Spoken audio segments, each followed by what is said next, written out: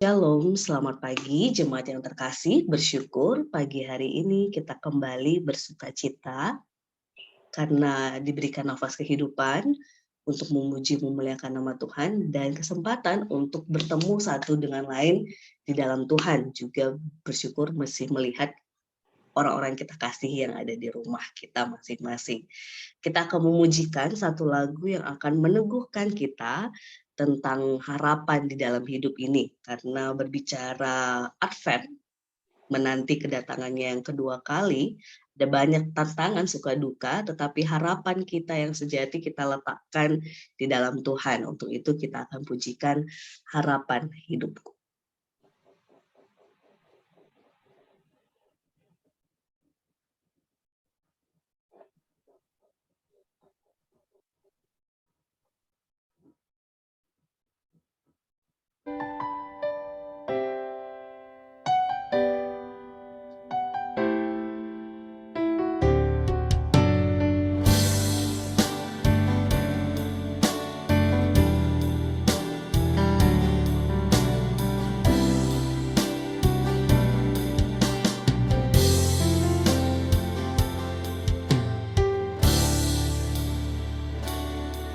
Segala yang telah terjadi di hidupku,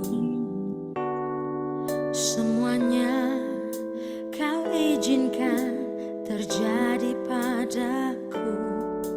Apa yang tak pernah terfikirkan olehku, rencanamu di dalam hidupku.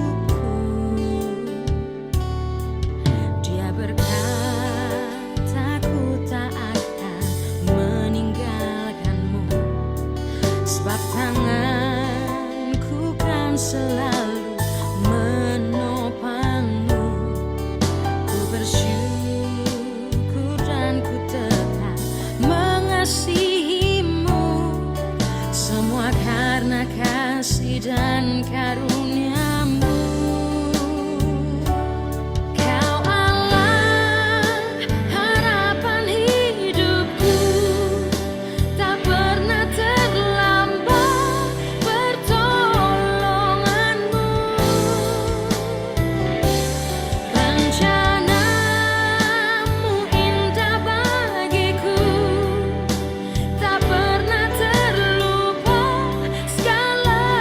Janjimu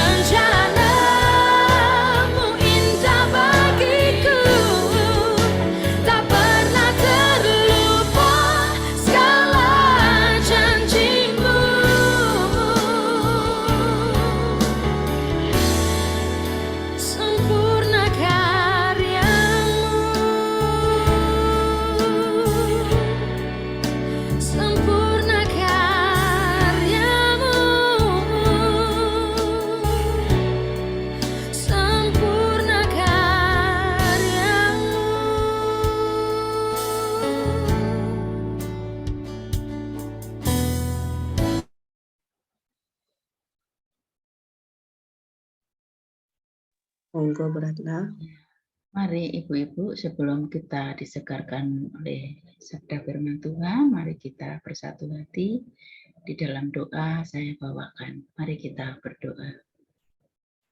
Ya Allah Bapa yang Maha Kudus, Allah yang kami muliakan di dalam Yesus Kristus, sungguh kami bersyukur kepadamu Tuhan karena kasih-Mu, karena penyertaan-Mu di sepanjang malam hari dan pagi ini.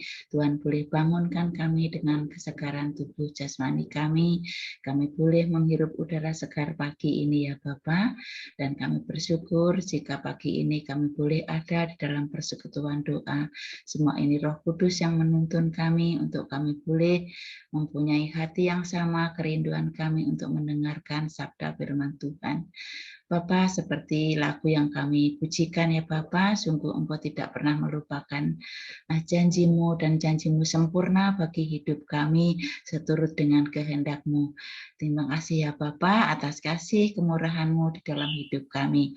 Saat ini juga kami berdoa untuk saudara-saudara kami yang lain yang belum bisa tergabung di dalam Zoom pagi ini, apapun yang menjadi kesibukannya, Tuhan berkenan hadir menolong, Tuhan berkenan menyertai. Bapak, jika pagi ini kami ingin mendengarkan sabda firman Tuhan, Ibu Pendeta Aban yang akan menyampaikannya, Bapak, kiranya Tuhan kuasai dengan Roh-Mu yang kudus, sehingga apa yang sudah dipersiapkan dapat disampaikan seturut dengan kehendak-Mu, dan firman ini boleh menjadi terang di dalam hidup kami. Terlebih kami semua yang akan mendengarkan, buka hati pikiran kami supaya dengan sungguh-sungguh kami mendengarkan, dan biarlah firman ini tidak lalu begitu saja, tetapi diam di dalam hati kami untuk kami terus mau merenungkan dan mau belajar melakukan di dalam kehidupan kami, supaya kami semakin hari semakin hidup berkenan di hadapan-Mu. Bapa, inilah doa permohonan kami yang kami naikkan kepadamu, dan kami alaskan di dalam satu nama yang kudus, Tuhan Yesus Kristus. Terima kasih Tuhan, terpujilah nama-Mu kekal selama-lamanya. Amin.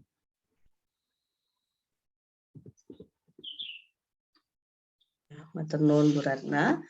Bapak Ibu terkasih yang di Zoom, khususnya ibu-ibu dan kita nanti yang mendengarkan dari YouTube, pembacaan firman kita hari ini terambil dari Yohanes 1 ayat 19 sampai 28, Yohanes pasal 1 ayat 19 sampai 28 yang akan dibacakan oleh Ibu terkasih kita Bu Susi.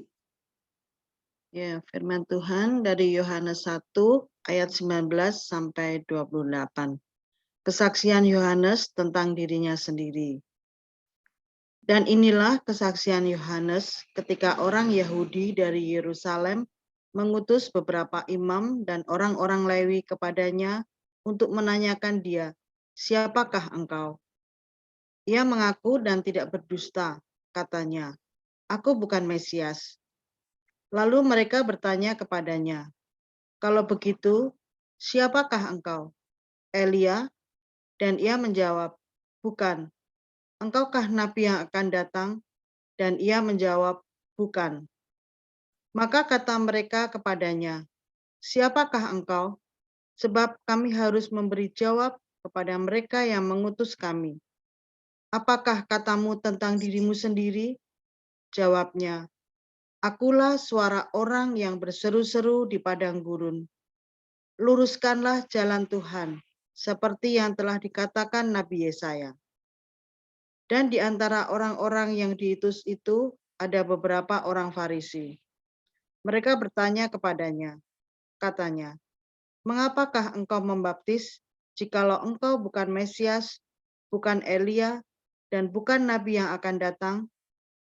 Yohanes menjawab mereka, katanya, "Aku membaptis dengan air, tetapi di tengah-tengah kamu berdiri Dia yang tidak kamu kenal, yaitu Dia yang datang kemudian daripadaku. Membuka tali kasutnya pun aku tidak layak." Hal itu terjadi di Betania yang di seberang Sungai Yordan, di mana Yohanes membaptis. Ya, terima kasih Bu Susi. Yang berbahagia adalah setiap kita yang membaca, merenungkan firman Tuhan, dan melakukannya dalam kehidupan sehari-hari. Shalom, ibu-ibu terkasih. Shalom. Halo. Nah, pagi hari ini di dalam kita sedang memasuki besok akan Advent kedua, dan hari ini salah satu bacaan harian sinode kita kembali meneguhkan kita ketika berbicara menanti, begitu ya. Ada dua hal yang ingin diteguhkan melalui bacaan kita hari ini. Yang pertama, sudahkah kita sungguh-sungguh mengenali siapa diri kita dalam proses penantian ini? Artinya ini merujuk pada identitas kita. Siapa diri kita dalam proses penantian ini? Yang kedua, kita akan melihat ketika kita tahu siapa diri kita, sudahkah kita melakukan apa yang menjadi bagian tugas kita yang berpusat kepada yang kita nantikan, yaitu Kristus. Karena bacaan kita yang menjadi perenungan kita hari ini meneguhkan kita dengan dua hal ini. Yang pertama, belajar dari Yohanes Pembaptis ketika dia mempersiapkan jalan untuk Yesus, yang pada saat itu konteks orang saat itu menantikan kedatangan Mesias, begitu ya. Ketika orang-orang bertanya kepadanya, bahkan ada imam dan orang Lewi, siapakah engkau, gitu ya. Menarik jawaban dari Yohanes Pembaptis bahwa ia dengan tegas mengatakan aku bukan Mesias, karena saat itu orang berpikir apakah ini, gitu ya, karena tampaknya banyak orang yang mendengarkan seruan pertobatannya, seruan khotbahnya yang lain daripada lain pada konteks saat itu, begitu ya, sehingga dia dengan tegas mengatakan aku bukan Mesias, tapi aku juga bukan Elia, bukan juga nabi yang akan datang. Lalu ia menegaskan bahwa dia menyiapkan jalan untuk seseorang yang dinanti-nantikan, gitu ya. Justru dengan identitas inilah ibu bapak terkasih atau penjemaat terkasih, ia semakin tahu bahwa siapa dirinya dalam proses penantian ini, bagiannya, sehingga ketika ia melakukan tugasnya untuk menyaksikan, untuk menyatakan tentang kehadiran Yesus di tengah-tengah dunia ini, ia dengan tegas mengatakan, aku membaptis dia dengan air, tetapi di antara kita nanti akan ada orang yang akan membaptis kita bukan dengan air, tetapi dengan Roh Kudus. Sehingga ini menunjukkan bahwa Yohanes Pembaptis mengenali siapa dirinya dalam proses penantian Mesias, tapi juga sekaligus tahu tugasnya, yaitu menyaksikan apa yang harus ia lakukan, disiapkan bagi umat untuk menyambut Sang Mesias yang hadir ini, yaitu hati, sehingga seruannya adalah pertobatan, gitu ya. Nah, refleksinya buat kita, jemaat terkasih, di tengah-tengah kita saat ini yang menanti kedatangan Yesus yang kedua kali, menanti kedatangannya, sudahkah kita sungguh-sungguh mengenali siapa diri kita di hadapan yang akan datang itu? Jangan-jangan ketika berbicara siapakah aku Tuhan, kita masih terkungkung dengan oh iya Tuhan, aku orang berdosa, aku orang yang tidak layak, aku orang yang begini-begini, gitu ya. Kita fokus dengan apa yang menjadi kungkungan gelap itu, tetapi tidak bergerak untuk melihat aku ini adalah anak-anak Allah yang telah dibebaskan oleh Tuhan, yang sudah diampuni, yang berharga di hadapan Tuhan. Sehingga akan beda dampaknya, jemaat terkasih. Kalau kita masih melihat diri kita sebagai orang yang berdosa, tidak layak, tidak berharga, gitu ya. Efeknya kita akan menjalani hidup ini, sebentar ya, Ibu-ibu terkasih.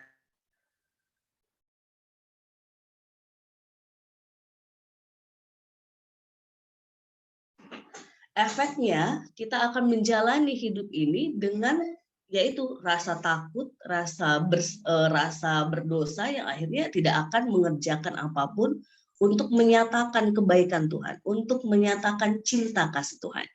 Beda halnya ketika kita sudah melihat siapakah aku ini Tuhan, aku ini adalah orang yang dicintai Tuhan, dibebaskan Tuhan, dirangkul Tuhan, dan berharga di hadapannya, maka refleksi yang kedua, bagaimana tugas ataupun aksi kita selama penantian itu akan berdampak.